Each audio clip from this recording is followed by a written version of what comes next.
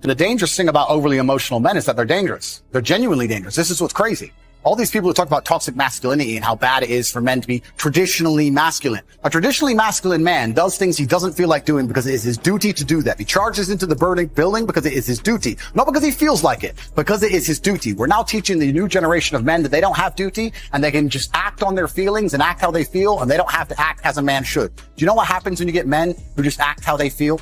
You get school shooters. You get violence. Men who do not control their emotions are dangerous. If you find a man who is stoic, he's not going to hurt people. He's going to sit and think about his actions very carefully, and he's going to be a good man who protects for and provides for his family. You find a man who just acts out on impulse and does whatever he feels like, you're going to find a dangerous man. Sitting here telling men to cry more and act with their feelings and it's okay to feel this way, that way, etc., and have no self-control. That is why we have the problems we have in the world.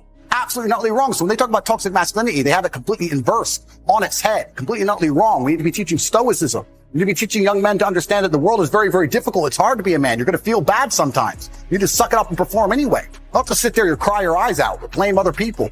And when bad things happen, they call traditionally masculine men. If you need a firefighter, you need a masculine man. When you call the police because of the problem you had, you want masculine men. And as soon as a woman or a man is in trouble, when you look for backup, you look for masculine men. And masculine men have a duty to provide and protect those they care about. We have a duty to do things we don't feel like doing because we know we're supposed to do them. And that's why we stayed in the Titanic and died. The real problem with the world is that there's an epidemic of cowardice, man. Men are cowards. We have an epidemic of cowardice. Everybody is so afraid.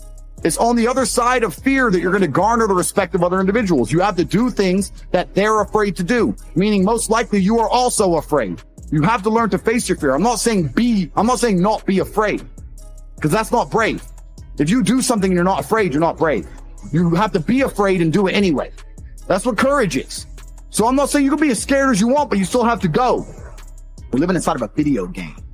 Because in a video game, you're going to go through trial and tribulation. You're going to struggle to upgrade your character. And the reason you upgrade your character is when you get more stats, you can complete more difficult levels within the game. Life is exactly the same. The levels never end, but as you become better, you stand a better chance of completing them. So as you upgrade your character, you get further and further in the game, but the game never ends. That's the beauty of being a man. All these men are out here complaining that things are difficult. The reason it has value is because it's different.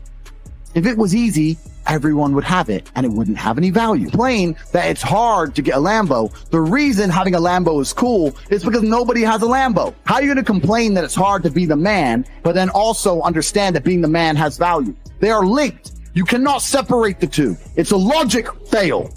If you love the idea of being that character you dream of yourself to be, then you should love the fact it's hard to become that man, because it means no one else can do it. There's no light without dark. You will not appreciate your six-pack unless you didn't have one and you had to earn it. That's how the world works. So when I talk to these dudes like, oh, but it's, you know what, Tate, yeah, I agree, but you know, it's hard. It's hard. Of course it is. It's supposed to be. They are trying to convince you that you should act how you feel. You should show more of your feelings. If you feel this way, you should show it. If you want to cry, cry. Look, I have no problem with guys crying. Sometimes guys cry, right? My dad died, I cry. I've cried once in 10 years, but it's not a default emotion for me. Sometimes you cry, right? But what I'm saying is the reason they're trying to bring out emotionality in you is because most of the time you don't feel like doing the things you're supposed to do. But the true masculine frame throughout history was doing the things they didn't want to do, but they knew they had to do because they had honor and duty. That's what honor and duty means. Do you think the men on the Titanic wanted to stay on the Titanic? No, we're men. We have to stay.